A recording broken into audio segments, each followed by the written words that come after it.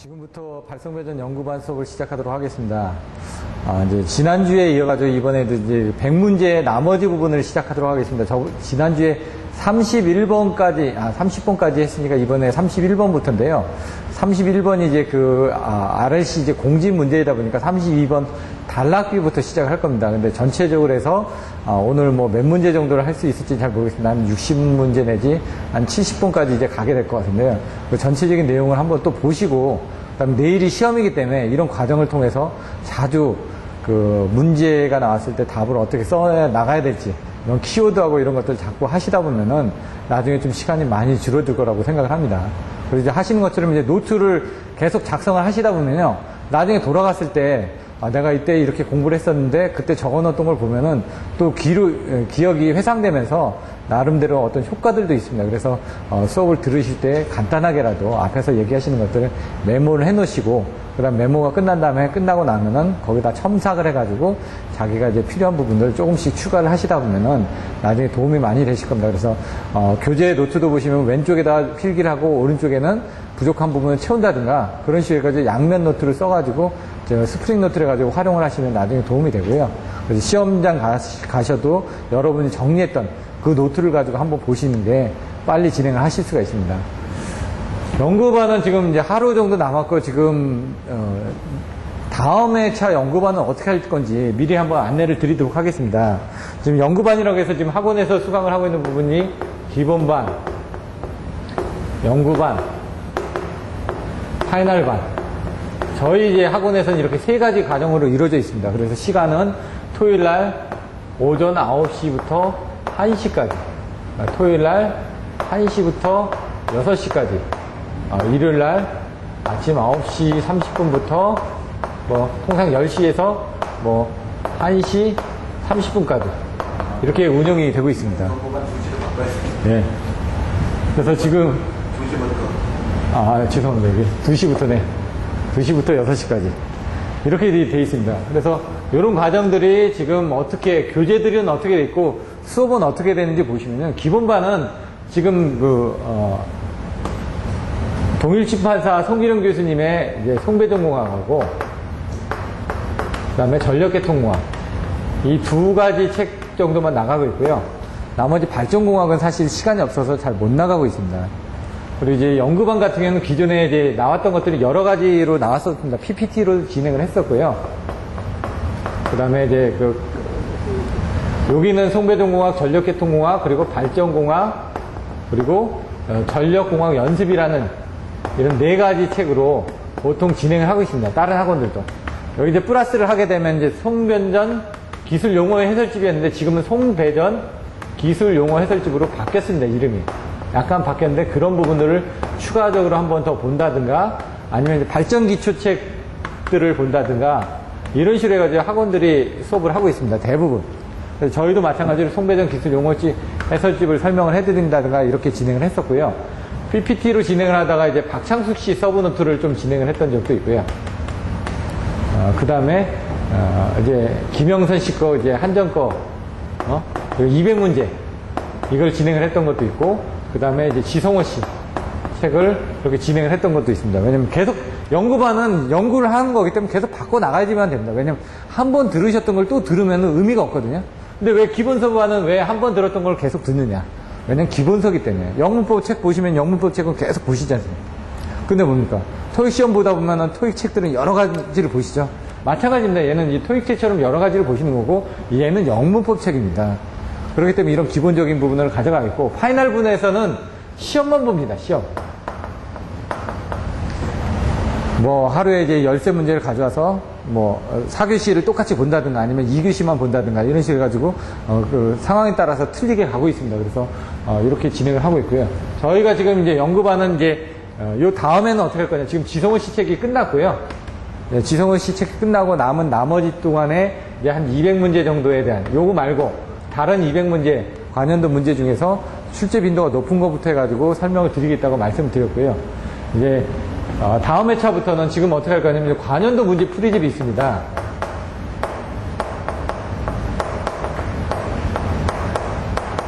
저희 학원에서 나왔던 건데 지금 이제 절판이 돼가지고 지금 아마 안 나오는 것 같은데 그런 부분을 가지고 여러분들한테 파일로 나눠드릴 테니까 그걸 보고 이제 개인적으로 다 보셔도 되고 화면상에 똑같이 보여드리면서 여기서 이게 63회부터 84회까지인가 제가 잘 기억이 나지 않는데 그때 부분이 있습니다. 그래서 한 회차씩 하면은 지금 대략 수업 횟수가 22에서 24회 정도 됩니다.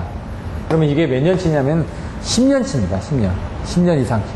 10년치 관연도 문제풀이만 해드리면은 여기서 이제 한 몇 년 정도 하고 나머지 한 4회 정도는 이번처럼 해가지고 200문제를 모아가지고 시험 보기 전에 한 달 전에는 똑같이 계속 이렇게 돌릴 겁니다.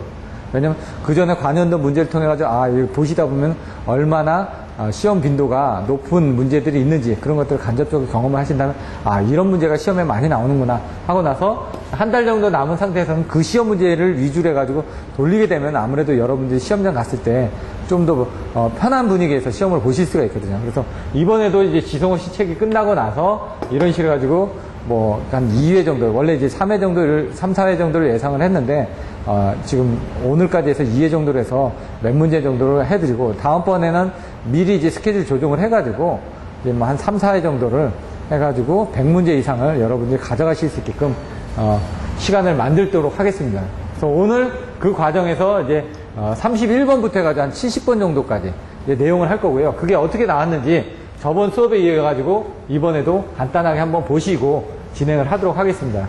오늘 이제 원래 이제 수업 장소에서 이제 모의고사들을 보시다 보니까 원래 수업 장소가 아닌 다른 수업 장소에서 하다 보니까 터치 스크린을 이용해서 화면으로 설명하고 이런 부분이 조금 안 되다 보니까 그런 것들은 이제 제가 화면상에서 보면서 간략하게 설명을 하고 넘어가도록 하겠습니다. 일단 화면을 한번 보시면요. 저번에 말씀드렸던 것처럼 이제 중분류 쪽에 가서 이제 여러 가지 내용들을 구분을 해서 가고 있습니다.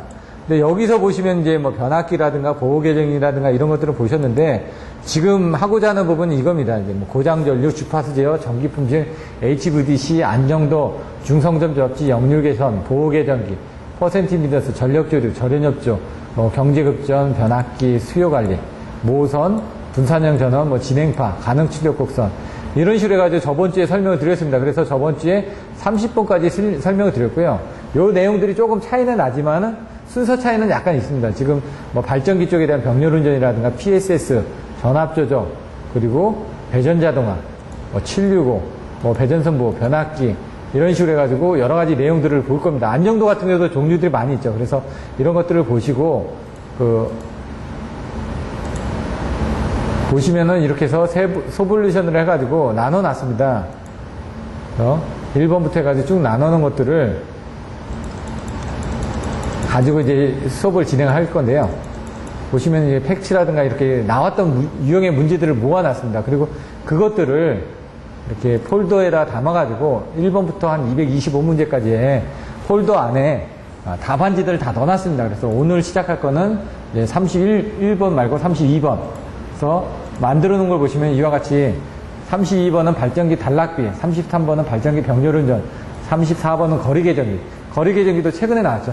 35번은 전력품질, 36번은 이번에 나왔던 7-3 전력계통공학의 7-3에서 나왔던 그런 예제 문제들, 배전선로 전압조정, EMS, 그리고 769 계통, 그 다음에 부정전공법, 배전자동화, 단건변압기 이런 식으로 나올 겁니다. 그래서 딱 보시면은 이게 숫자가 높을수록 실제 빈도수가 높은 겁니다. 그래서 이런 부분을 자꾸 보시다 보면 시험장에서 이런 부분에 대한 내용이 나왔을 때 여러분들 쉽게 답안지를 쓰실 수가 있습니다. 그러면 먼저 32번 문제인 단락비를 먼저 한번 보시면요. 단락비가 뭔지를 아셔야지만 됩니다. 근데 단락비가 이제 단락비? 뭔가 이제 단락이 됐을 때 어떤 비율 아니냐? 근데 그 설명을 하려니까 힘듭니다. 그래서 저희가 항상 얘기하는 키워드는 단락비의 정의를 내릴 때 정무합계 3유지계로 외우자. 정무합계 3유,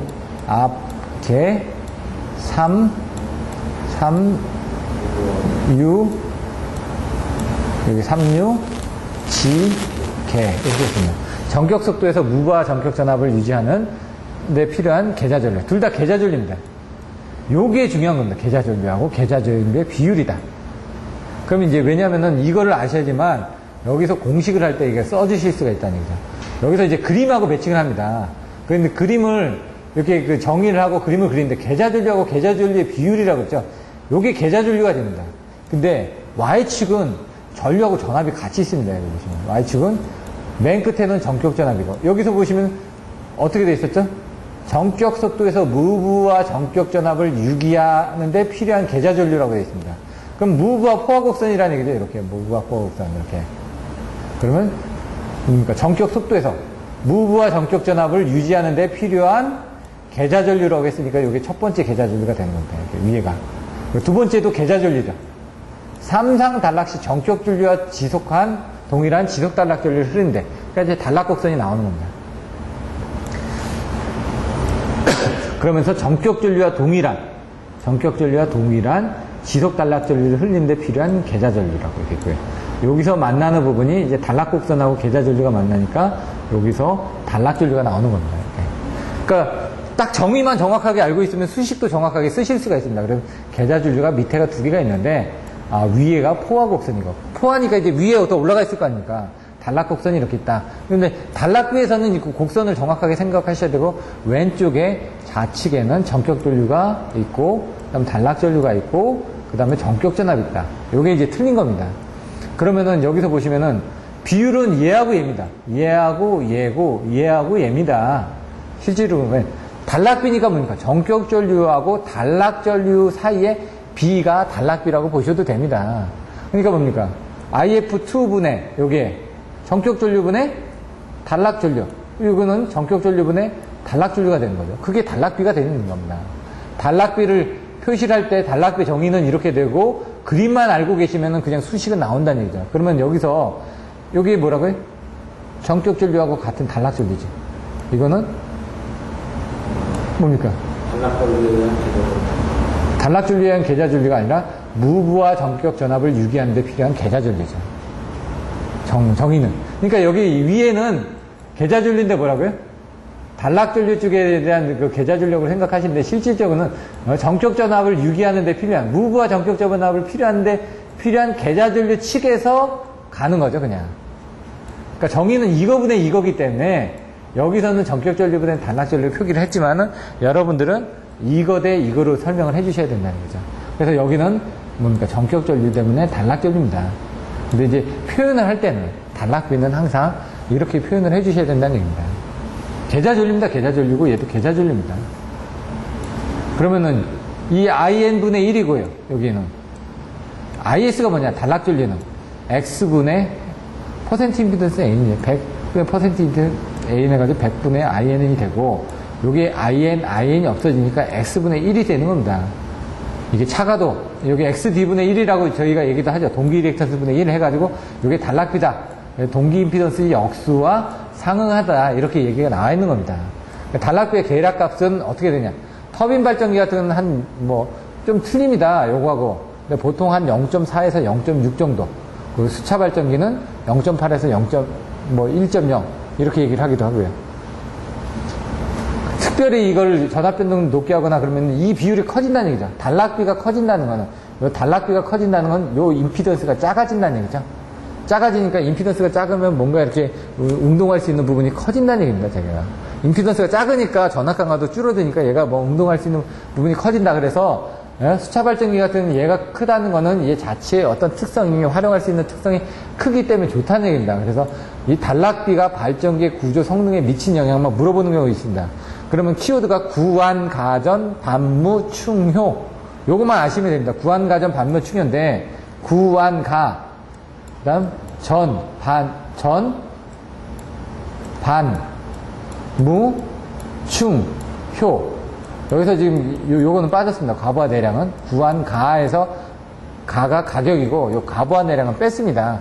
내량은 뺐지만 요 4번 빼고 구완, 가전, 반무, 충효를 외운 게 8글자를 외우기 좋으니까 9글자는 좀 뭔가 안 맞아서 외우다 보니까 4글자로 외우다 보니까 구완, 가전, 반무, 충효를 외웠습니다. 그럼 어떻게 외우느냐? 무조건 한쪽만 외우면 됩니다. 단락비가 큰 경우는 무조건 다 줬습니다. 단락비가 작은 경우는 무조건 안 줬습니다. 단락비가 크다. 그럼 아까 얘기한 것처럼 수차 발전기가 단락비가 크다 그랬죠. 수차 발전기는 쇳덩어리입니다. 동으로 만들기 힘든 얘기예요. 왜? 크게 만들면 동으로 만들면 약하거든요. 그러니까 쇠로 만들 수밖에 없다는 얘기죠. 그래서 철을 많이 사용합니다. 그리고 구리를 적게 사용을 했습니다. 구조는. 안정도 측면에서 분명히 좋을 겁니다. 왜? 단락비가 큰 경우는 무조건 좋다고요. 무조건 좋다는 것만 생각하시면 됩니다. 안정도 좋다. 가격? 근데 이제 가격은 비싸겠죠. 왜냐면 이 철기계다 보니까 크니까 그런 것들도. 그다음에 전압 변동률도 적습니다. 왜? 이 XD가 작으니까 내부 전압 강화가 적기 때문에 전압 변동이 적은 겁니다. 이렇게 반이 뭐냐? 반작용이다 이죠. 전기자 반작용. 전기자 반작용도 적습니다. 동기 임피던스가 작기 때문에. 그거는 안에 이제 공급이 크기 때문에 이런 반작용 효과가 줄어든다는 얘기입니다. 구한가전 반무 무효 전력이 어떻게 될까요? 더 커지겠죠. 왜냐면은 이 부분이 커지니까요. 여기 부분이 커지니까. 여기는 이렇게 작고 여기는 커지니까 얘가 더 커지니까 진상 무효 전력이 더 큰 겁니다. 공급원이. 구한가전 반무 충전 부분에 대한 것들. 나중에 송전선 충전에 의한 장애해가지고 발전기 페란티 현상에서 나왔던 게 뭐였죠? 단락비에서 단병 두 종류가 나옵니다. 단락비가 큰 발전기로 충전한다. 발전기를 병렬 운전해서 한다. 왜? 무효 전력을 많이 공급해주니까. 그리고 주파수를 저하해서 충전한다. 주파수를 저하하게 되면 어떻게 합니까? 끌어당기죠. 주파수가 적으니까 어떻게 합니까? 바깥에서 끌어당깁니다. 이것도 뭐냐? 지금 뭔가 끌어당기거나 주거나 하는 것들을 하는데 단락비가 크다는 건 얘가 단락비가 크니까 뭔가를 지금 흡수를 할 수 있다는 얘기입니다. 외부에서의 어떤 그런 충격을. 단락됐을 때 그런 부분을. 그러니까 주파수를 저하해서 충전하면 얘가 힘이 약하니까 뭔가 얘가 돌기 위해서는 바깥에서 힘을 가져와야 될 거 아닙니까? 그걸 가져오다 보니까 얘가 충분히 그런 것들을 송전선 충전에 의한 장애들을 흡수를 할 수 있다는 얘기죠. 단락비 부분이나 이런 쪽에서 갔을 때. 그 다음에 동기 일렉트를 통해 가지고 하거나 동기조상기를 이용해서 진지상 운전을 하면 되니까요. 그러니까 무효 전력을 어떻게 할 거냐, 무효 전력 흡수를 어떻게 할 거냐. 발전기가 큰 거, 단락비가 큰 거는 여기처럼 진상 무효 전력이 크기 때문에 충분히 이런 그 진상 부분을 흡수를 할 수가 있으니까 L 부분을 흡수를 하는 겁니다. 요 위 부분은 지상은 C를 발생하는 거고 밑에는 진상 무효 전력은 L을 흡수하는 거죠. 그래서 요때 보시면 Q는 Q-보다 커야 된다. 그러니까 자기 여자를 일으키지 않을 수 있는 그 송전선의 충전 부분보다 더 큰 Q를 가져와야 되는데 그 부분은 얘가 충전할 수가 있다는 얘기죠. 그래서 KS가 이쪽으로 넘어가게 되면 단락비는 이거분의 이거다. 그래서 얘 부분이 기존보다 더 커지게끔 충전을 해줄 수 있는 부분을 가져야지만 된다. 요거는 이제 전달률이고요. 그래서 KS가 크면 송전선 충전을 할 수 있는 그런 부분은 더 커진다. 그리고 효율 다 좋죠.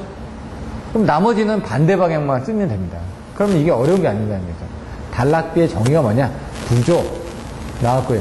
영향 다 나왔습니다. 이렇게 이런 정도로 써주시면 되고요. 여기 이제 모범 답안들입니다. 그 다음에 발전기 병렬 운전. 발전기 병렬 운전을 하면은 뭘 봐야 될까요? 크기 주파상, 크기, 위상, 주파수, 파형, 상차각인가요? 예? 상회전 방향이 같아야죠. 상차각이 아니라. 상회전 방향이 틀리다는 건 빡치게 일어나는 거죠. 나중에 상 나오면 이제 상차각을 많이 생각하시는 경우도 있어가지고. 왜냐면, 상차각이 고송상세 해가지고 또 나옵니다. 송전용량 개수법에서는 고유용량 개수법, 그 다음에 고유부합법, 송전용량 개수법, 상차각이 적당할 것, 스테레이라는 시합시. 여기서 상차각이 나오다 보니까 간혹 가다가 혼돈이 되시는 부분이 있습니다. 상회전입니다. 상회전 방향이 틀리다는 건 빡치게 일어나니까 크이지 파상으로 해 주셔야 되고, 그 다음에 이제 발전기는 그렇게 나왔지만 변압기 병렬 운전은. 저는 이제 상권 극정각 Z로 외웠습니다. 상회전 방향이 같은 거, 권수비가 같을 거, 상권, 극성이 같을 거, 상권, 극전, 전압이 같을 거, 극전, 각변이가 같을 거, 각 Z, 임피던스. 임피던스를 왜 밑으로 넣냐면, 임피던스는 안 맞아도 병렬 운전은 가능합니다. 다시 임피던스가 적은 쪽에 과부하가 걸려가지고 문제가 생길 뿐입니다. 거리계전기, 이제 조금 이따 배우실 건데, 거리계전기가 뭐죠? 거리계전기는 기전기, 소수점과 고장세, 거리를 전압에 전압전기 임피던스로 이제 그거를 이제 아시긴 아는데 표현하는 게 틀려서 그런데 계정기 설치점에서 사고 지점까지의 정기적인 거리를 전압 전류의 크기 및 위상각을 가지고 판별하여 검출하여 동작하는 계정기. 뭐 이런 식으로 이제 한 번에 나와야지만 됩니다. 여기 자꾸 그게 훈련이 돼서. 그럼 거리 계정기 종류는 어떻게 되냐? 그럼 Z는 R 플러스 JX만 생각하시라고 그랬죠. 옴이 있고, 그 다음에 임피던스형이 있고, 리액턴스가 있다. 그럼 옴을 거꾸로 돌리면 모호가 되고, 모호를 또 옵셋을 주면 옵셋 모호가 되고, 거기에 토마트형이니, 렌치형이니, 렉탱글라형이니, 뭐 여러 가지 종류들이 있다. 이렇게 이제 붙여나가면 된다고요. 하나로부터. 그럼 이제 뭐 3단계 거리 계전 한시차 방식 해가지고 80%, 뭐 150%, 225% 설명하고, 그 다음에 거기서 이제 문제되는 게 뭐냐? 그럼 키워드가 뭐였죠? 거리 계전기의 문제. 8글자. R로 시작합니다. 그러니까 아분, 가전, 직동, 다타. 이렇게. 예, 예. 그렇게 이제, 예? 하시다 보면, 아크 저항의 영향, 분류효과의 영향, 가까운 지점 고장 시, 전압상실 시, 예? 직류분에 의한 오버리치, 동기 탈주 시, 다상사고 시, 타상사고 시. 그리고 이제 언더리치, 오버리치, 언더리치, 오버리치, 이렇게 외워주시면 되고요. 5동작, 9동작, 이렇게 외워주시면 되고, 5부 이렇게 외워주시면 되고, 5부, U5 이렇게 외워주시면 된다고 그랬죠.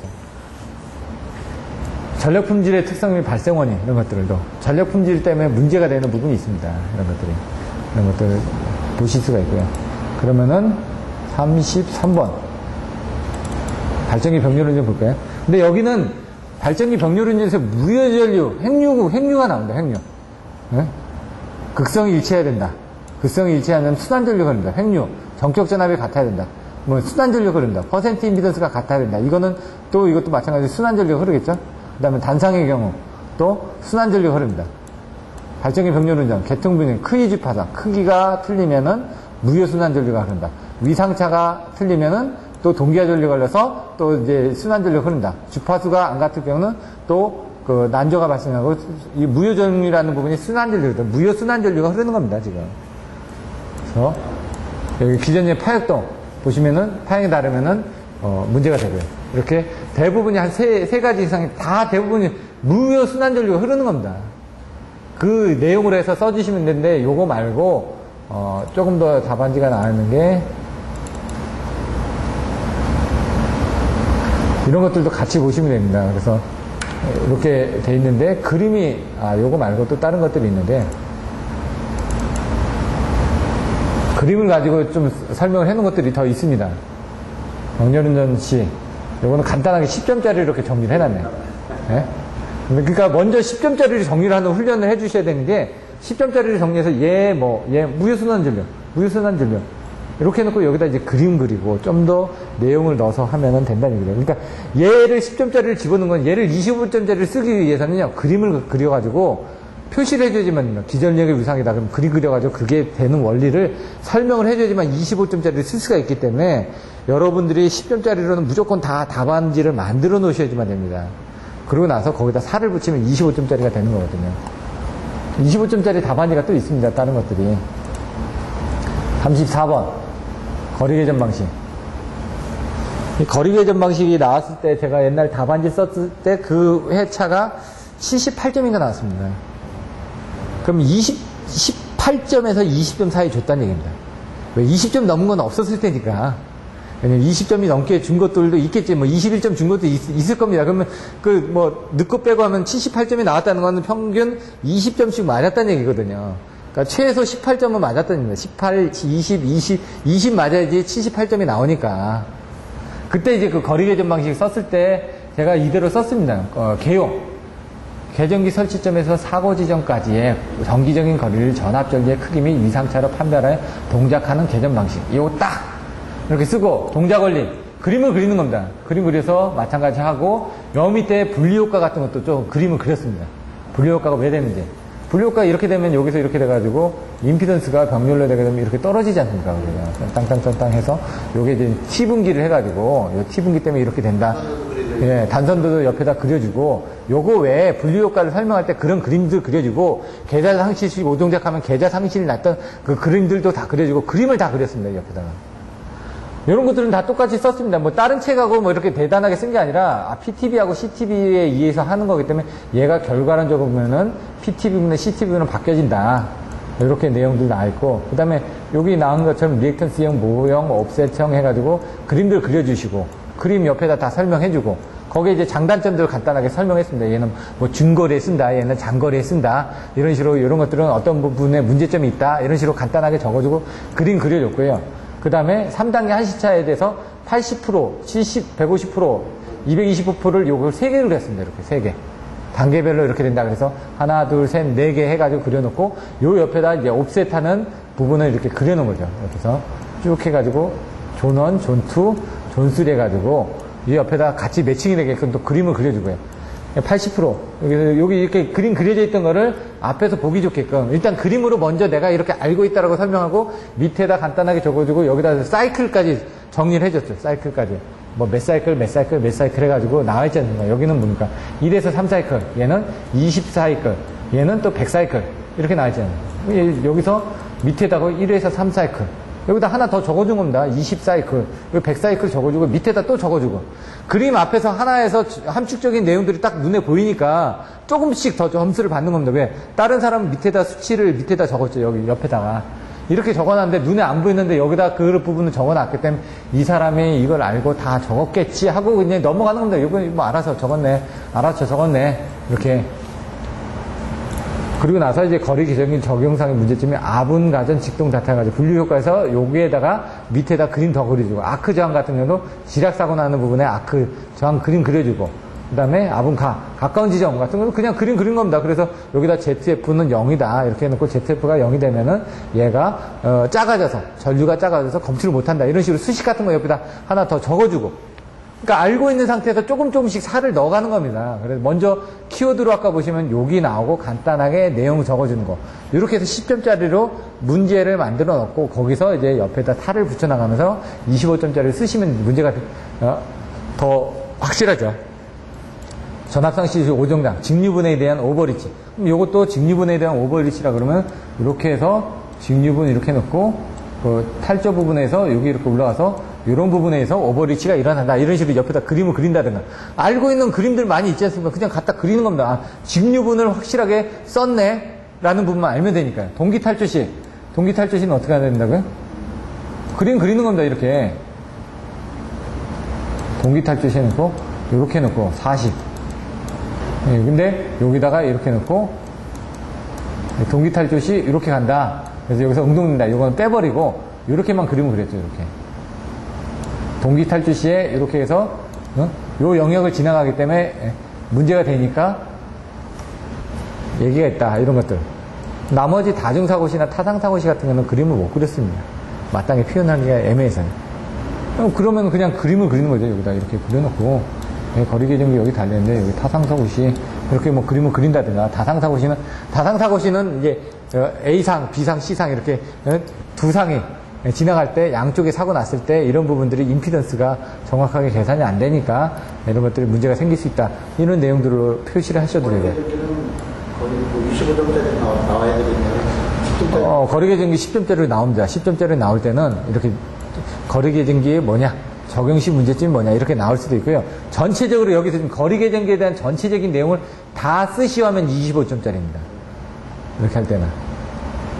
거리 개전 방식에 대해서 설명하시오 25점짜리로 나왔을 때는 그렇게 쓰는 거고, 얘를 10점짜리로 나왔을 때는 어떡하냐, 그겁니다. 10점짜리로 나왔을 때는 거리 개전 방식이 이거고 동작 원리는 이겁니다 해가지고 간단하게 그림 그려놓고 거리 개전기의 종류에는 뭐가 있습니다 해가지고 설명하지 말고, 여기서는 이걸 설명하지 말고 리액턴스 해놓고 그림 하나 그려놓고 이렇게만 딱 해놓는 겁니다. 그냥 그림만, 이거 내용 설명하지 말고. 왜? 이 그림을 그렸다는 건 이 사람이 이 내용을 알고 있다는 걸 함축적으로 표현하는 거거든요. 그러니까 나는 이만큼 알고 있는데 모형은 뭐 장거리다, 그러니까 한 줄 쓰고 그림 짧게 그리고. 10점짜리도 25점짜리처럼 이렇게 만들 수가 있습니다. 짧게 해서 요약해서. 그리고 나서 이런 문제점이 있다, 3단계 한시 방식을 사용한다, 이렇게 해가지고 요거하고 요 그림 정도만 딱 그려놓고 요 내용 설명 안 해도 되지 않습니까? 그리고 나서 요런 것들을 한 줄만 써주면 됩니다. 요거에 대한 설명은 못하고 이런 문제점이 있다 라고만 하면 거리계정기에 대해서 10점짜리를 설명하는 거죠. 저는 분류가는 저렇게 다섯 장을 딱 그리는 거예요. 그러면 안 되고요. 여기다 이제 그림을 그려주셔야 돼요, 이렇게. 여기 빗지점에서, 이렇게 해서 실질적으로 사고 지점이 여긴데, 그러니까 분류효과에서 얘가 언더리치가 돼가지고 여기에 도달한다. 짧게 도장을 한다. 언더리치가 돼서. 분류가는 공식도 놓여있는데 저렇게만 그리면은 공식이 없으면 모르잖아요. 그렇죠. IA분의 IB 해가지고 이렇게 하는 부분으로 고려해 주셔야 되는데, 그 부분이 쉽지는 않을 때는 그냥 아까 그 그림만 가지고 해서도 대략적으로 표현을 해줄 수가 있습니다.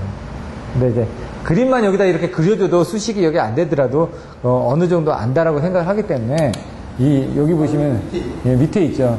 근데 이 부분은 간단하게 I분의 이렇게 해서 요거만큼 임피던스가 증가돼서 분류효과가 일어난다. 이런 내용들을 다 써주시는 거죠.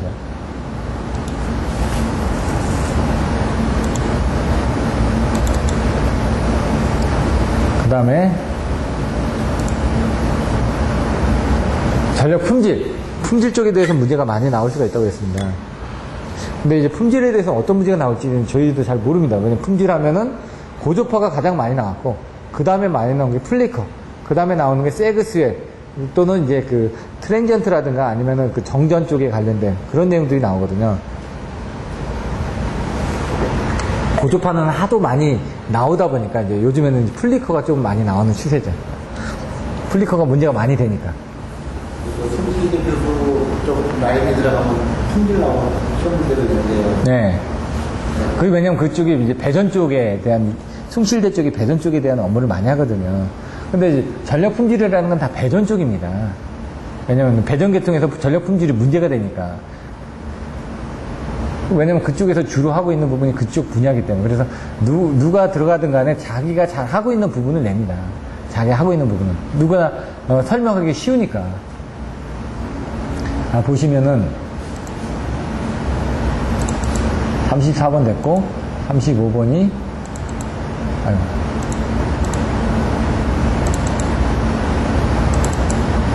분산 전원 계통의 전력 품질 시 문제시, 여기에 나옵니다. 여기 이제 관연도 문제 책 그 부분인데, 분산형 전원이 어떻게 되냐, 이제 그림을 그려줘야죠. 근데 이제 분산형 전원 같은 것도 이렇게 옛날에 이게 25점짜리 나왔던 관연도 문제인데요. 보시면은 전보 고독 단상 역주라고 얘기했습니다. 전보를 받고 나니까 고독을 했다. 한 상을 차려놓고 술을 거꾸로 마셨다. 왜? 합격 발표가 날 줄 알았는데 합격 발표가 안 난 겁니다. 그래서 이제 그것 때문에 전보를 받으니까 혼자서 고독해가지고 상을 하나 차려놓고, 한 상 차려놓고 혼자서 술을 마셨다 그래서 전보 고독 단상 역주를 해놨습니다. 그러면 8가지나 되는데 전보 고독 단상 역주 8가지 아닙니까? 전압변동이 일어나는데, 왜? 배전 쪽에 있으니까 전압변동이 많이 일어나죠. 분산형 전원 자잘한 놈이 옆에서 출렁출렁 거리니까. 그래서 이제 무효전력이 들어오면서 아까처럼 전압이 상승되는 부분. 저희 이렇게 전보, 고단, 역상, 주단 이렇게 뭐 그렇게 외우셔도 되고요. 보호협조 쪽에 문제가 된다는 얘기예요. 배전 쪽이다 보니까 사고 나면 파급사고가 일어납니다. 그래서 그런 것들을 사고 파급이 우려가 있기 때문에 하는 거고, 전보 고조파를 먼저 했습니다. 고조파가 문제가 있는 거예요. 전보 고독 단독운전. 왜냐면 개통이 사고 나더라도 얘는 혼자 돕니다.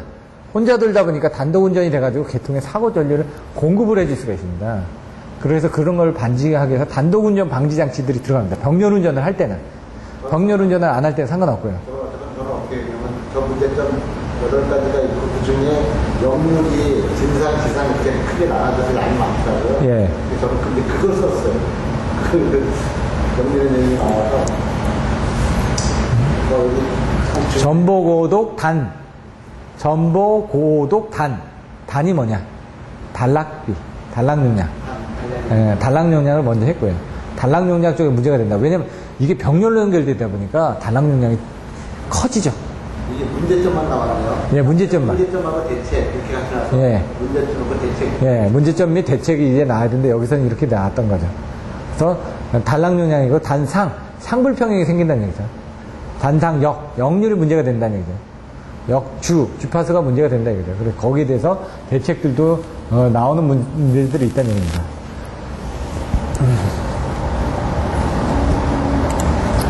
자, 그러면은 이거는 계산 문제니까 넘어가고요. 그 전에 했던 거고. 배전선로의 전압 조정은 뭐를 이용해서 할까요?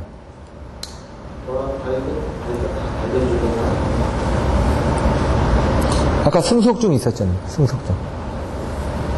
승하, 소음여장체, 중간저장 상반신. 이게 발전기에서 중간에 있는데, 배전선로의 전압 조정하면은 뭘 생각을 해야 될까요? 예. SVR, IVR, 이런 것들도 있죠.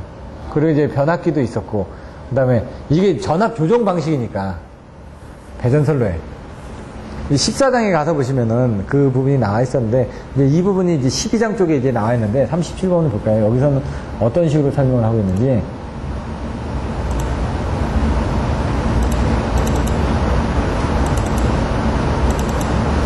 그림을 일단 그려야지만 됩니다.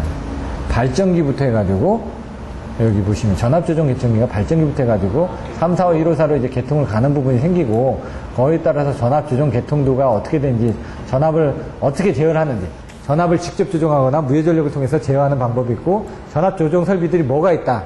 근데 이제 여기서 나온 거는 배전선로입니다. 배전선로. 여기는 이제 돼 있는데, 배전선로의 전압조정 뭐냐 이거죠. 배전선로는 여기서 딱 나와있죠. 뭐가 있었죠? SVR하고. 배전선로 측이니까 변전소 2차 측에 있다는 거예요. 변전소 2차 측에. 모선 일가를 하거나 급전선을 조정하거나 모선 일가가 급전선을 조정하는 방법들이 있다. 그 외에 뭐 승합을 하거나 아니면 그 변압기를 통해서 하거나 중간 전산 방식을 사용하거나 뭐 이런 식으로 내용을 써나가는 거죠. 근데 전압 조정이 나오면 이런 형태는 그대로 끌고 가는 게 좋습니다. 언제에서부터 발전소, 변전소, 그 다음 지상변압기, 배전선로의 전압 조정을 하는데, 그 중에 어떤 설비들이 쓰여지고 배전선로의 전압 조정에서는 이런 것들이 쓰여진다라고.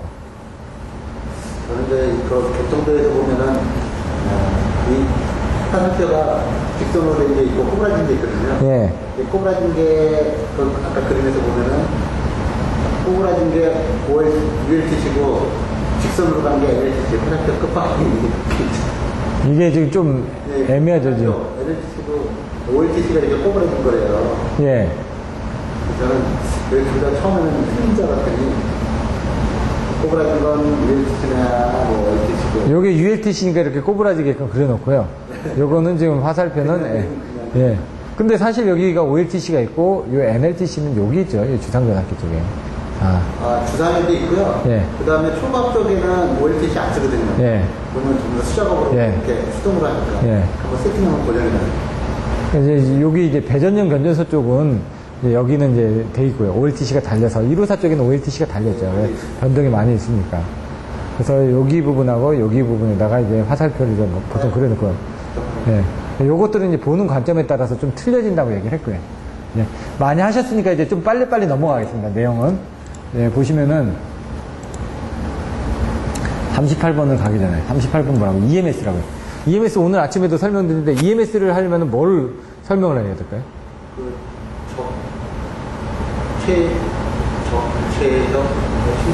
적체적 신경주. 예. 예. 예. 그렇게 해가지고 밑에 그 전체적인 전력계통의 구성도의 그림을 그리는데, 그거 말고 더 중요한 그림이 있습니다. 그거는 이제 맨 뒤에 나와야 되는 거죠. 그 전에 그림. EMS의 구성도를 설명해야죠. 제어계통 구성도. EMS가 어떻게 구성되어 있대?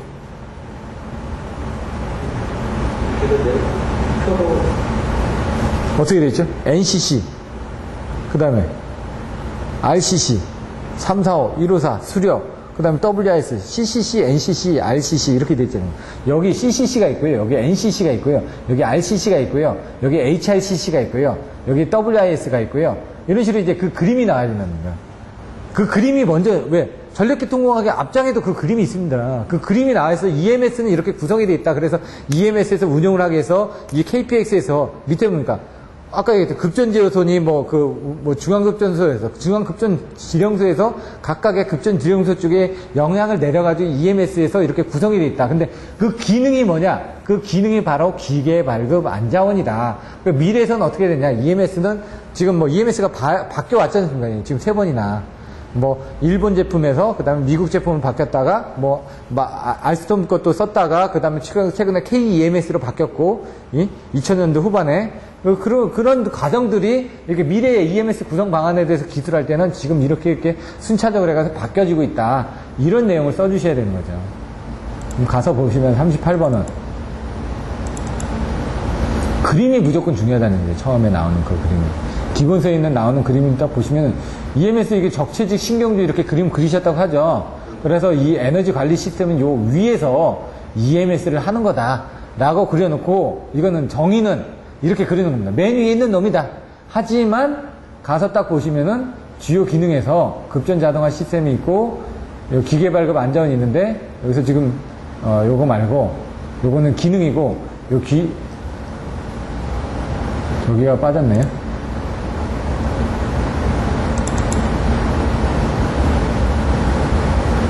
범용적인 그림이 딱 나와야 된다는 얘기죠. 여기 보시면은 요 그림이 CCC, NCC, 여기 NCC, RCC, HRCC 제가 얘기했죠. CCC 전산센터에서 이건 EMS라고 안 하고 NCC라고 얘기하거든요. CCC, NCC, RCC, HRCC, 345, 154, 수력, 그리고 WIS, LMS. 이렇게. 지역하고 수력은 따로 있는 거예요? 수력은 따로 있습니다. 옛날에 한수원으로 별도 분류가 돼가지고 이렇게 했을 때 당시에 수력은 양수나 이런 쪽은 따로 관리를 했었거든요. 한수원 쪽으로 해서가지고. 근데 여기는 그러니까 중앙급전소에서 다 관리를 했던 거고, 지금은 이제 하고 있지만 이제 수력 쪽은 따로 하려는 거죠. 왜냐면 요거는 345고요. 요건 154입니다. 154에 대한 지역이라는 얘기입니다. 이 지역별로. 얘는 수력은 따로 관리를 한다는 얘기입니다. 그래서 여기 보시면은 기계 발급 안정화 해가지고 내용들을 이제 설명하면서 여기 보시면 미래의 구성 방안이 아까 EMS 있고 지역급전소 있고 집중지에서 있고 아까 보셨던 책에 있는 그 내용 아닙니까? 그러면서 이제 더 나오는 책들은 지금 어떻게 발전했다. 2000년대 이전에는 1980년대에는 뭐 어떤 제품 미국 지휘사에 어떤 제품이 쓰여지다가 그게 어떤 제품으로 바뀌었고 지금 어떤 제품으로 바뀌었다. 이렇게 바뀌어서 향후에 어떻게 바뀔 것이다. 이런 내용까지 이제 써주시면 이제 또 틀려지죠. 답안지를 보다 보면은 답안지에 이제 그런 내용들이 나와 있거든요. 그런 것들을 이제 저 추가해서 여러 가지 답안지를 짬뽕을 하는 겁니다. 많은 사람의 답안지를 보면서. 여기는 또 어떻게 되어 있나 볼까요? 이거는 뭐 똑같은 내용이겠네.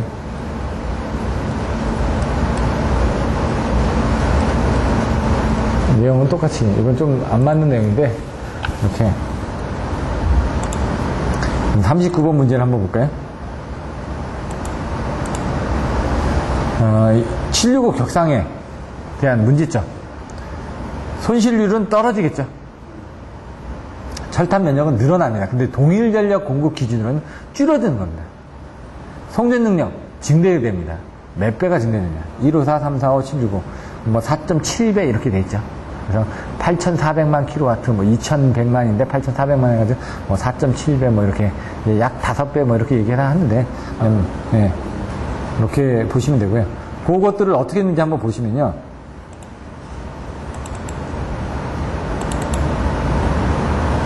요거 보시면은, 요게 내용이 좀 잘 돼 있어서, 성배전 345과 765는 3배 자생이니까 4배가 줄어들 겁니다. 4배. 0.2배만큼. 그러니까 이제 80% 전력 손실이 가능한 거죠. 4배라는 부분이, 여기서 3i 자승 아래에서 345, 765가 2배니까, 전압의 자승에 비례해서 떨어지니까 뭐 이런 식으로 해가지고 20% 정도로, 보내줄 수 있으니까, 80% 전력 손실이 감소가 가능하고, 그 다음에 이것도 보시면은 154, 345도 80% 정도.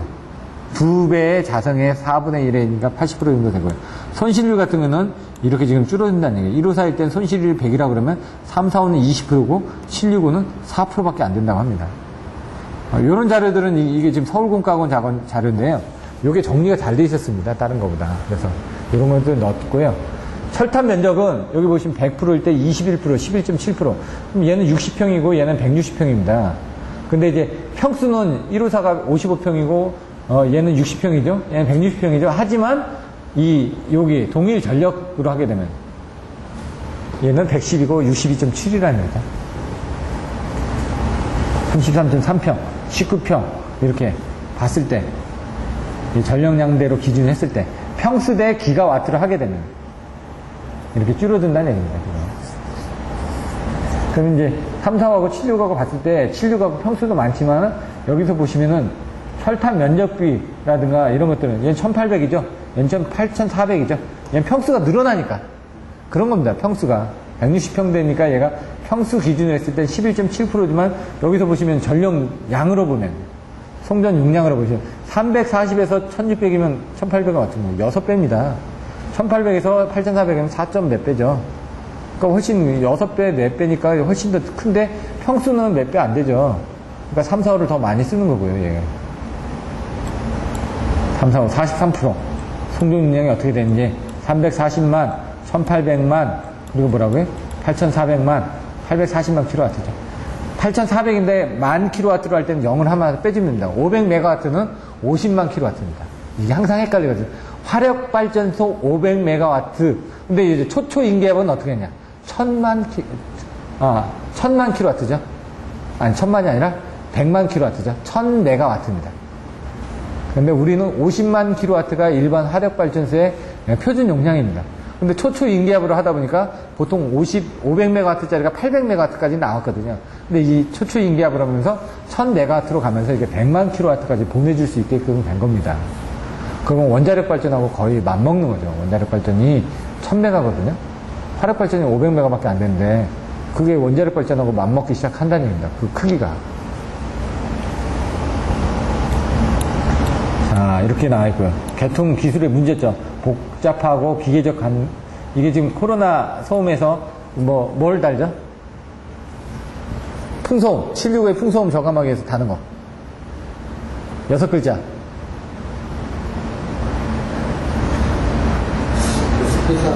예, 비슷한 스파이럴 로드.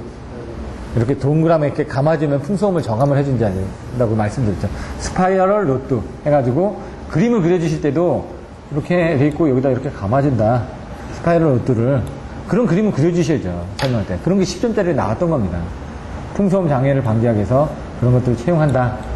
이런 내용들이 나와 있고요. 철탑의 높이라든가, 그 다음에 이제 유도장애 관련된 부분들. 예? 이런 것들이 문제가 된다는 얘기죠. 765 철탑 같은 건 보통 80에서 100m입니다. 그렇기 때문에 이제 문제가 된다는 얘기죠. 그런 내용들도 보내드렸고요. 40번은 배전설의 무정점검법. 이것도 많이 나왔었는데 지금은 사실 그렇게 빈도수는 높진 않고요. 무정점검법을 하게 되면은 활선에서 하는 방법도 있고 사선에서 하는 방법도 있죠. 로봇을 하거나 스틱을 이용하거나 아니면 변압기를 이용하거나 여러 가지 방법이 있었다는 얘기죠. 이것도 처음에만 그 표를 잘 가지고 가시면 됩니다. 표를 보시면은 40번. 여기 좀 정리가 잘 돼가지고 알파자를 붙여놨던 것 같은데, 이렇게 표로 임시, 활선, 무부하, 부하, 바이패스 이런 것들은 임시니까 바이패스 쪽이고요.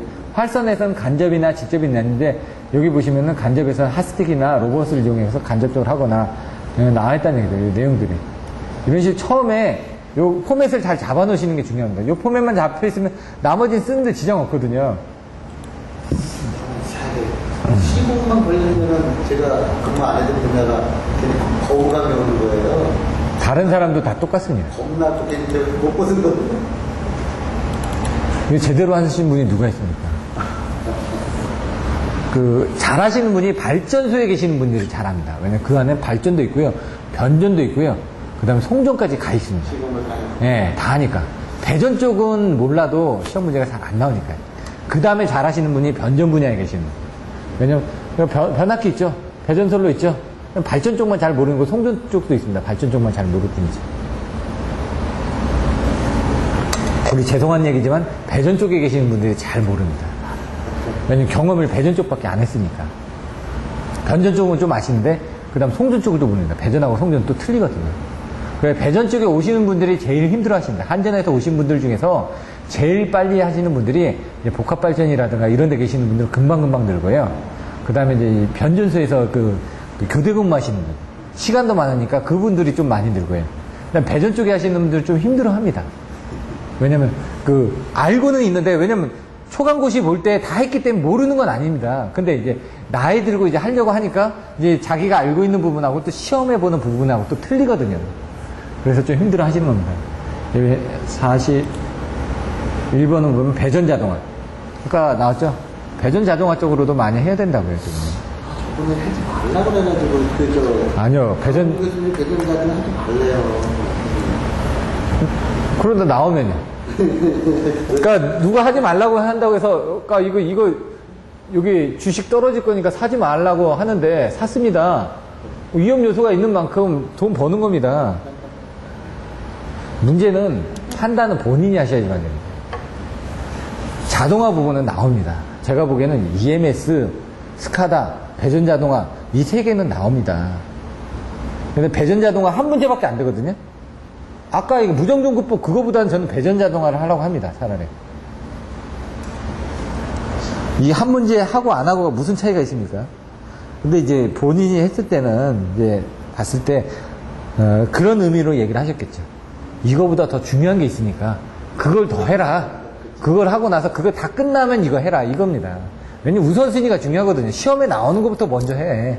시험에 덜 나오는 것들은 좀 제껴도 된다. 왜냐면 배전자동화가 좀 덜 나온다는 게 이미 배전자동화 많이 이루어졌기 때문에 문제점이 없거든요.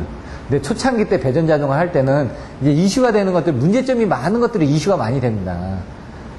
변압기 같은 거 이슈 많이 되지 않습니까? 왜? 많이 사용을 하니까. 많이 사용하고 거기에 따른 문제점들이 많으니까 시험 문제도 많이 나오는 겁니다. 배전자동화가 어느 정도 완리가 되고 관리가 잘 되면서 이런 문제점들이 줄어들기 시작하니까 그냥 배전자동화에 대한 내용들이 이제 조금씩 줄어드는 거죠. 근데 이거에 대한 장점들이 있는지 여기서 이제 나온 것들이 이제 EMS가 이제 배전자동화 쪽에 옛날 좀 많이 물어보다가 지금 EMS 쪽 많이 물어보고 이제 스카다 쪽 조금 물어보기 시작하고요. 그러면 변전소 자동화 쪽에서 이제 한전 쪽도 지금 IC61850 해가지고 지금 변전소 쪽을 자동화하고 있거든요. KDN에서 해서. 그런 관계로 이제 지금 옛날에 배전 자동화보다는 변전소 자동화 쪽이 조금 더 많이 물어보는 쪽으로 이제 추세가 바뀌었습니다. 하지만 그래도 이제 배전 자동화 25점짜리로 나오면 이제 쓸 수 있는 걸 만들어 놔야죠. 선배 부자, 개사 F전, 공사 뭐 이렇게 애웠었죠. 배전 자동화가 뭔지 FCC, RCU, 뭐 RTU 해가지고 나온 거고 그림들 보시면 되고 이제 송사안서 해가지고 뭐 송전량 증대, 사고 파급 방지, 뭐 그다음 안정도 향상, 뭐 설비 이용률 향상, 뭐 이렇게 해가지고 뭐 이렇게 내용이 나왔을 거예요. 선배 부자, 개사 F전은 뭐 선로 운전 자동화, 선배 배전 정보 관리 수지, 선배 부하 집중 제어, 부하 원격 검증, 그다음 선배 부자, 자동형 원격 검증, 뭐 이런 식으로 해가지고 부하 집중 제어 이렇게 나와서 설명을 해주시면 되는 거죠. 자 보시면은 이건 뭐 배전 계통을 효율적으로 관리하는 거, 공운 설신, 공운 이게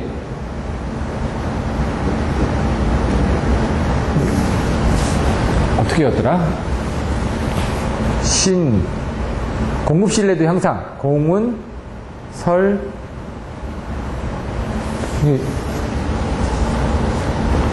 설비 투자 감소, 운전여율 극대, 개통 운영의 현대화. 공운 설계로 했었나? 공운 설계로 했었네. 공운 설계. 예, 공급 신뢰도 향상, 운전여율의 극대화, 설비 투자 감소, 설계, 개통 운영의 현대화, 공운 설계. 이렇게 했습니다. 여기 보시면은 FCC, RCU, RTU 이렇게 나왔는데 FCCU가 있고 뭐 FRU가 있고요. 피더 리모트 유니티입니다. 이거는 피더를 리모트에서 감시하기 위한 장비. 여기까지 배전 변전소고 패드 스위치, 리클로저, 여기 주상 변압기 여기부터 수용 가고요. 그래서 여기까지는 FRU라는 피더 리모트 유닛을 써가지고 배전 쪽에서 자동적으로 배전 자동화를 하고 있고요. 여기 부분은. 그 다음에 여기는 FCCU, 주상변압기 쪽은 선로를 통해서 통신 제어를 하고 있고, 수용 가축에 대한 단말 장치를 주상변압기를 통해서 이렇게 끌고 와서 정보를 관리 수집하고 있다. 근데 왜냐면 책임 분계점이 있으니까. 책임 분계점을 해가지고 여기까지는 한전 자산이기 때문에 한전에서 관리를 하기 위해서 정보들을 가져오는 거고요. 제어를 하는 거고, 여기는 이제 주상변압기 2차 측에서는 수용가니까 수용가에 대한 데이터를 가져온다는 얘기입니다. 그런 내용들 나와 있고요. 그 다음에 선대부자, 선로운전 자동화, 배전정보관리시설, 선대부자, 개사, F전, 냉피 전무, 공정가배, 첨전 건미 이렇게. 선배부자. 선배가 부자라고요. 선배. 내 선배가 부자다. 학교 선배가 부자라는 얘기입니다. 그러니까 돈에 관련된 선배가 부자니까 밥 좀 사 이런 식으로 해가지고 선배가 부자. 선로운전 자동화. 배전 정보 갈라지, 이 수집, 선배 부하 집중 제어, 그 다음에 자동 원격 검침. 이렇게 해가지고 외웠습니다. 선배 부자, 계산의 부전, 냉피 정무, 공정가배, 첨정 검미. 이렇게 그냥 외워버리니까 나중엔 이 표가 그냥 쭉 나오더라고요. 적용은 어떻게 하냐? 뭐, 내용을 써주시면 되는데, 아까 뭐냐? 공운 설계라고 얘기했죠? 공운 설계. 한번 다시 해볼까요? 공급 신뢰도 향상, 운전여율의 극대화. 운전여율의 극대화, 뭐, 운전여율의, 이거죠? 공운 설비 투자 감소, 개통운영의 현대화. 이렇게 쓰는 겁니다. 개통운영 관리. 공운 설계. 그 내용 가지고 왜? 예상효과가 여기서 나왔던, 뭐죠? 목적하고 똑같습니다. 목적을 위해서 했기 때문에 결과도 똑같다는 얘기죠. 나중에 보시면 그런 순서를 바꿔가지고 말을 맞히는 것은, 그러니까 요령이 생기면은 몇 개를 갖다가 충분히 만들어낼 수가 있습니다. 막 짜집기를 해가지고. 다른 데 있던 거 막 짜집기 해가지고, 비슷비슷하게 만들어 놓는 겁니다. 왜? 기본 점수를 받아야 되니까. 아무리 모르는 게 있어도 이런 식으로 형태를 맞춰놓으면 10점을 주거든요. 25점짜리에서. 형태를 맞춰야지 점수를 주니까. 그렇다고 놓칠 수가 없는 거 아닙니까? 왜? 세 문제에 내가 20점씩 맞는다는 보장이 없습니다. 보통 한 15점에서 17점 받을 거거든요. 그러니까 세 문제니까 한 40점 정도를 맞는다 이거죠. 아니죠. 15점, 45점에서 50점을 맞겠죠? 45점에서 50점을 맞아 놓으면은, 그 다음에 어떻게 합니까? 나머지 이걸로 10점을 해가지고 60점을 쳐야 되는 겁니다. 6문제 중에 4문제를 완벽하게 알면 80점, 70, 뭐 몇 점대에서 80점대가 나옵니다. 그러니까 70점에서 80점 사이 때가 나옵니다. 그건 뭐냐면 17점씩 맞았다는 거야. 18점씩. 17점씩 맞으면 4일은 4, 7에 28. 어떻게 합니까? 68점 아닙니까? 17점 이상씩 맞았으니까 70점대가 나오는 겁니다, 지금. 80점대가 나오려면은 지금 20점씩을 맞아야 돼요. 20 맞고 뭔가 나와야 되는 거고요. 근데 6문제 중에 3문제를 썼다라는 거는, 그건 이제 본인이 1번부터 100번까지를 다 외웠다. 근데 이제 그게 우연찮게 6문제 중에 3문제가 들어있다. 그러면 3문제를 쓰고 나머지 1문제를 못 써서 떨어질 수도 있다는 얘기입니다. 그렇기 때문에 이제 100문제가 아니라 150문제, 200문제를 이제 가져가는 거죠. 근데 운이 좋다라는 건 자기가 그 교시에 아는 문제가 많이 나왔습니다. 어떤 경우는, 저 같은 경우는 어떤 회차에서는 4, 5문제를 압니다. 선택의 폭이 좋아지는 거죠. 4문제를 써야 되는데 5문제를 알면 그 중에서 행복한 고민에 빠지는 거예요. 어떤 걸 더 쓸까? 점수가 어떤 게 더 잘 나오겠지? 1교시 13문제 중에 10문제를 선택해야 되는데 10문제를 선택을 못 합니다. 대부분 반타작합니다. 한 7문제 정도. 7문제 정도는 보통 선택합니다. 나머지 3문제를 선택을 못 하거든요. 그러면 나머지 3문제를 6문제 중에서 어떤 거 점수를 더 맞을 수 있는 걸 선택을 해야 된다는 얘기죠. 그리고 나서 그걸 10점을 맞을 수 있게끔 최대한 노력을 해서 10분 안에 적어야 된다는 얘기죠. 시간 관리가 중요합니다. 시간 관리. 여기서 1교시는 10분에 한 문제씩 무조건 써 나가야지만 됩니다. 그러지 안 그러면은 나중에 못 씁니다. 제가 옛날에 시간 관리를 잘못했던 거 11문제를 적었습니다. 왜냐면 한 7문제는 선택했는데 나머지 문제는 잘 모르겠더라고요. 7문제를 다 써놓고 막 고민을 하다가 막 시간에 막 몰리니까 막 써나가는 겁니다. 되는 대로 막 장수를 막 채워놔가지고. 아니, 그러면 1교시에 10문제 써야 되는데, 원래 이제 10분짜리면 한 페이지 쓰라고 주로 많이 얘기하거든요. 예. 그리고 이제 항상 문제 쓰고 한 칸 띄고 답 이렇게 쓰다 보면 실제 한 칸이 4분이 1분이 안 돼. 짧게 쓰잖아요. 한 페이지 넘게 쓰시면 되죠. 그렇게 한 페이지 넘겨서 그러면 이게 여기 쓰고 여기 쓰면은 반 쓰고 그 다음 문제를 쓰기가 좀 그래서. 아니요, 상관없습니다. 근데 문제는 시간이 안 돼서 못 쓰는 거죠. 아니면은 내가 이게 한 문제 풀다가 요만큼만 생각나고 이게 생각이 안 나요. 네. 그럼 그 다음 문제 쓰는 게 아니라 칸을 띄워놓고 써. 네, 칸을 띄워놓고 쓰셔도 상관없습니다. 네. 근데 이제 그거를 안 하게끔 하기 위해서 문제를 딱 보면서 자기가 잘 풀 수 있는 문제부터 문제를 쓰는 겁니다. 무조건. 그래서 그 답안지 배치부터 다 맞춰놓고 나서 1교시 14페이지 쓴 적도 있습니다. 저도 1교시를 쓰다 보니까 막 그림 그리고 막 아까처럼 이렇게 띄워서 쓰니까, 그리고 대신 옆에 공간이 비는 거죠, 많이. 예, 이렇게 쓰니까. 그런 부분을 남겨놓는 게, 왜냐면 이렇게 쓰다 보면 나중에 거기다 갖다 그림을 그려야 되니까, 하나라도 더 점수를 받게끔. 뭔가 이제 많이 썼다라는 걸 보여줘야 되거든요, 컴팩트하게.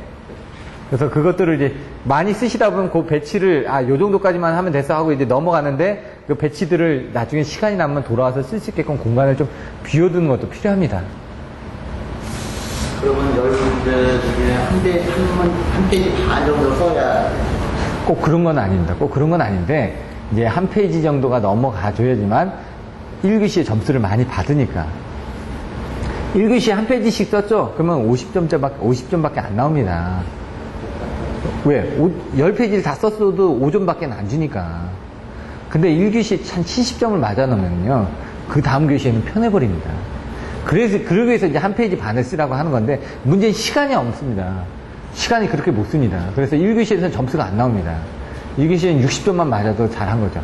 왜? 그 다음 교시에서 60점 이상을 다 맞아줘야 되니까. 1교시에서 50점 정도가 나오고요. 나머지 교시에서 65점, 65점 해가지고, 그걸 이제 채워서 60점대 커트라인을 넘기는 겁니다. 1교시에서 최대한 점수를 많이 받기 위해서 점수 관리를 잘 하셔야 된다는 얘기죠. 제가 아는 분이 1교시에서 거의 80점 가까이 나왔습니다. 그래서 나머지 교시는 편하게 본 겁니다. 점수를.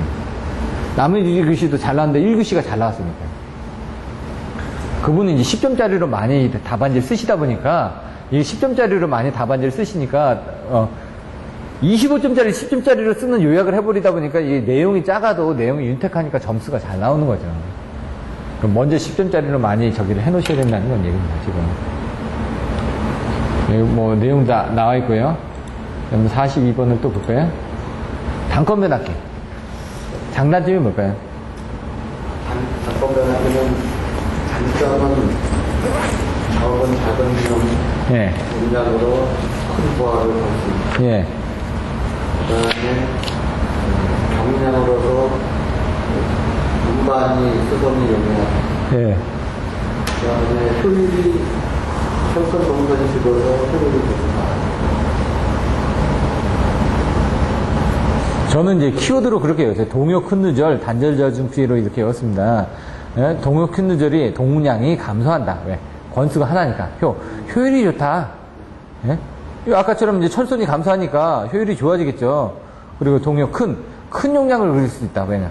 자기 용량, 자선 고부해가지고 자기 용량, 선로 용량, 고유 용량, 부하 용량. 그 다음에 누설 자석이 적습니다. 왜냐면 권수가 하나니까 중간에 지금 없으니까 누설 자석이 적고, 그 다음에 뭐가 있습니까? 절연 레벨을 낮출 수가 있죠. 같은 절연을 할 수가 있기 때문에. 그래서 단점이 되는 건 또 그거죠. 단절 저중피라고 했죠. 단락절류 같은 경우에 영향을 받는다 이거죠. 권수가 하나니까.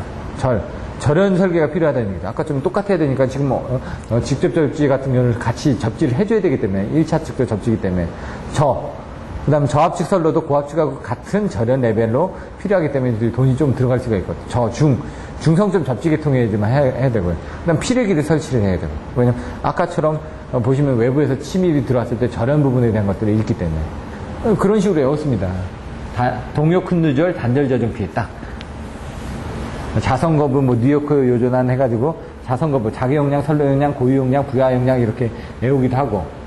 그림 그려드리죠. 그렇죠. 그림이 그려지는데 이제 앞에서 이제 단건 변압기 장점 그림 그려주는 거하고 또 보시면은 그 작은 용량으로 큰 변압기를 걸 수 있을 때 그림 그려지는 거하고 그림이 반대죠. 두 개가. 동량이 감소한다는 건 어차피 강압이니까 승합이 아니라 강압이니까 이렇게 해서 한 권선을 쓰니까 되는 거고 강압을 해주고 그 다음 큰 용량 걸 수 있을 때는 어떻게 합니까? 승합으로 그림을 그려서 설명을 해줘야 되고.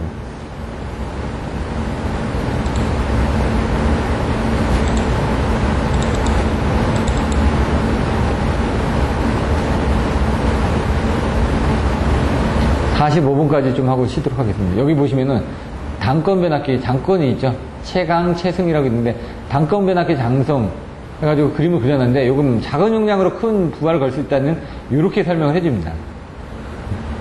그리고 경제성을 할 때는 동량이 감소된다. 이것도 이렇게 설명을 해놨네요. 다른 데서는 다르게 해놨는데 이렇게 동선이 감소할 때는 이런 식으로 해서 그림을 그려놨죠. 네, 반대로 그립니다. 뭔가 손실이 감소한다 이런 거 할 때는 이렇게 되고 큰 용량을 걸 수 있다 할 때는 이렇게 그림 그려주고 여기 보시면 큰 용량을 걸 수 있다는 이렇게 그림을 그려주고 나머지 때는 감소하는 측면이니까 효율이 감소하고 뭔가 다 감소하는 거 아닙니까? 그럴 때는 이 그림을 그려주고 그래서 단건 변압기에서도 두 가지 종류가 있는데 그 두 가지 종류를 다 해주셔야 되고요. 누설 자석이 없다고 그랬고요. 아까 보시면은 단건 변압기 단점은 단절 저중피라고 했죠. 단락비가 커서 절연 설계가 필요하다. 저압적 강수도 필요하다. 중성점 접촉 해동해야 된다. 피력이 설치해야 된다. 이런 식으로. 동요쿤 누절, 단전절중 피. 이렇게 해가지고 키워드를 가지고 외워주시는 것도 하나의 방법이라는 얘기입니다. 지금 요거 콤팩트하게 잘 적어놨죠. 이런 식으로 문제 답에 대해서 이렇게 본인들이 모범 답안을 가지고 해 놓으셔야지만 나중에 시험장 가서 시간을 줄여가지고 이렇게 그리실 수가 있다는 얘기죠. 43번. 여자 전림이 여자 조립 전류. 이건 뭐 큰 내용은 없습니다. 그냥 여자 전류.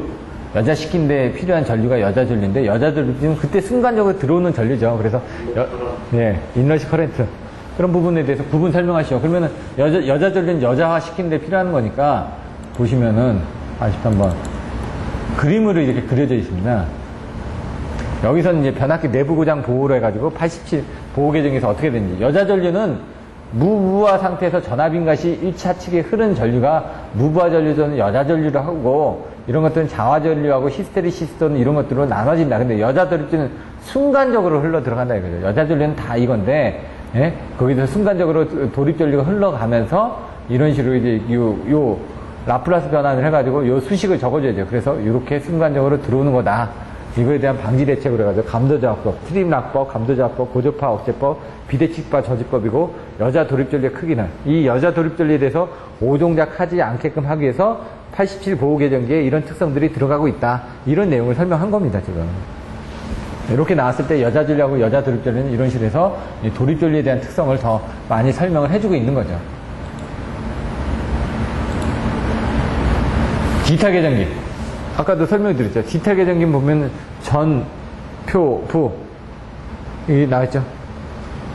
전압을 표보나 부호와 양자해가지고, 표시해가지고, 입, FS, MAD, 연추. 입력을 받아서 필터링 한 다음에 샘플링 한 다음에 머징을 한 다음에 AD 컨버터를 통해서 연산을 한 다음에 출력을 내보낸다. 그러면은, 장점은 뭐냐? 다소, 경고, 용종. 단점은 써사항고, 문제점은 보통, 특징은 보통이자, 다소, 경고, 용조, 써사항고, 보통이자, 보호기능, 통신기능, 이벤트기능, 자기진단기능의 특징들을 가지고 있고 거기에서 아날로그에서 정지형, 디지털형을 바꿔지게 되면서 장점들이 뭐가 있고 장점은 다 기능이 있다 이거죠. 아날로그는 하나인데 다소, 소형화가 가능하다 이거죠. 경제성이 있다 이거죠. 근데 경제성이 있다는 건 좀 비싸기 때문에 아닌데 고신뢰도가 있다는 얘기죠. 다소, 경고, 융통성이 있다 이거죠. 저부담이 있다 이거죠. 써상고, 써지 약하다, 사용, 이런 그 기간들이 떨어지고, 써사항, 하원항습이라든가 이런 쪽에 문제가 있고, 고습 쪽에 좀 약하고, 이런 내용들을 써주는 거죠. 그러니까 이걸 딱 보는 순간 그 키워드가 딱딱 나와지면 어떻게 그림을 그리고, 디지털 계정기란, 이 아날로그 계정기에서 전력용 반도체를 이용해가지고, 복합적으로 쓸 수 있게끔 만든, 최신, 계정기를 얘기한다. 그러고 나서 그 디지털 계정기의 원리는, 아날로그 계정기의 어떤 그 디지털로 바꿔주는 데 있어서 이런 부분을 사용을 한다. 44번을 보시면은,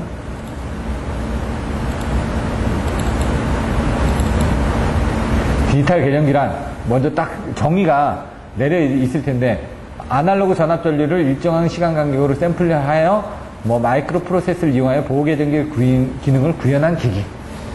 컴퓨터가 들어갔다는 얘기죠. 그리고 하드웨어, EFS, MAD, 연추. 해가지고 설명해주고요.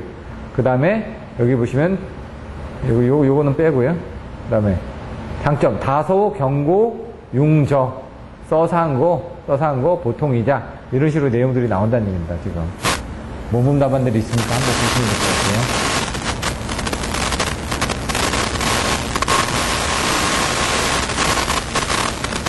디지털 릴레이. 아날로그를 디지털로 변환을 해서 마이크로 프로세스 인버스에서 한다. 이런 내용이고, 전류 사용은 표보나 부호와 양자해서 한다. EFSD, MAD 연출을 나와있고요. 여기 보면 다소, 경고, 융저, 써사항고, 그리고 마지막에 보통이자. 이런 부분들이 더 있습니다. 자, 45번. 가공성전선에서 발생하는 진동과 대체. 진동이 뭐가 있죠? 예? 그리고 또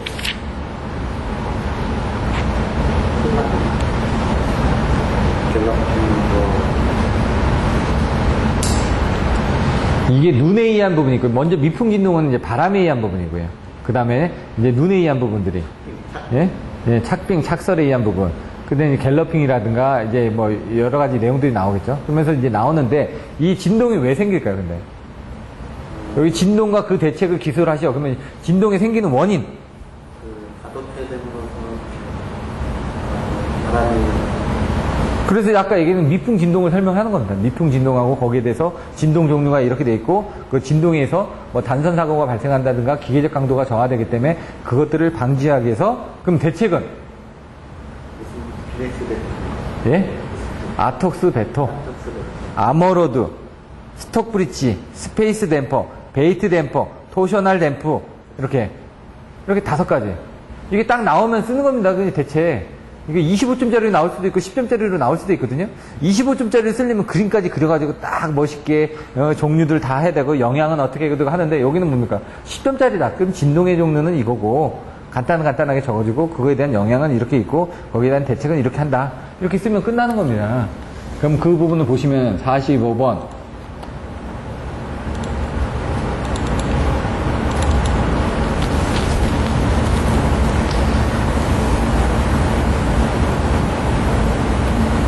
미풍진동, 이건 10점짜리를 적었습니다. 자세히 보시면 대기온도에 따라서 가공지선에 이렇게 나 있다.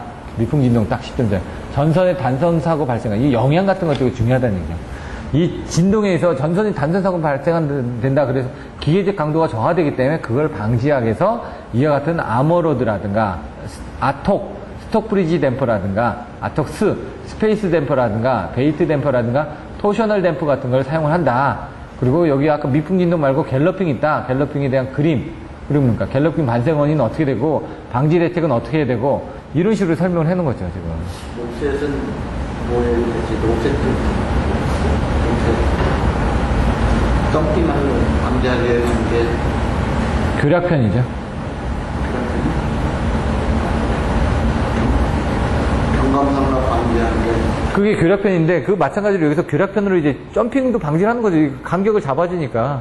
못 올라가게끔. 상단 스페이스. 예, 상간 스페이서를 넣기도 하고, 교략편을 넣기도 하고, 이제 상간 스페이서나 교략편이나 이제 하는 역할은 똑같은 거죠.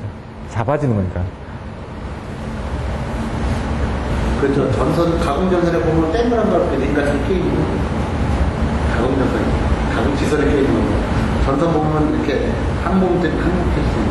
그거는 항공장애구. 색깔로 해가지고 지금 그 가공지선에 매니어 보시면 동그랗게 두레박 같은 건 달려있는 거는 그건 항공장애입니다. 그래서 이제 철탑도 60m가 넘어가는 경우는 철탑의 높이가 60m가 올라가게 되면 색깔을 칠하게끔 되어 있습니다. 그러니까 철탑의 높이가. 그래서 이제 항공장애구가 나오는 게 옛날에 보니까 60m 이상에 대해서는 그걸 설치를 하게끔 되어 있고요. 왜냐면 헬기입니다. 헬기가 지나가다 밤에는 안 보이거든요. 그러니까 이제 거기다 중간중간에 이제 두레박을 달아두는 겁니다. 두레박처럼. 그리고 이제 보시면은, 이제 높이가 어느 정도 위험한 구간에서는 그게 또, 그 지구들이 있더라고요. 그러니까 높이가 낮더라도 그 주변에 뭐, 예를 들어 지금 항공대가 공군만 있는 게 아니라 육군도 항공대가 있습니다. 육군 항공대는 헬기거든요. 헬기 부대들이 많이 있습니다. 그 주위 같은데 뭐 어느 지역에 뭐 어디에는 어떻게 설치해야 되고 이런 항공장애구 설치 기준들이 있습니다. 옛날에 보니까. 그 내용들을 이제 써주시는 겁니다. 잠깐 쉬었다가, 그 46번부터 다시 한번 설명하도록 하겠습니다.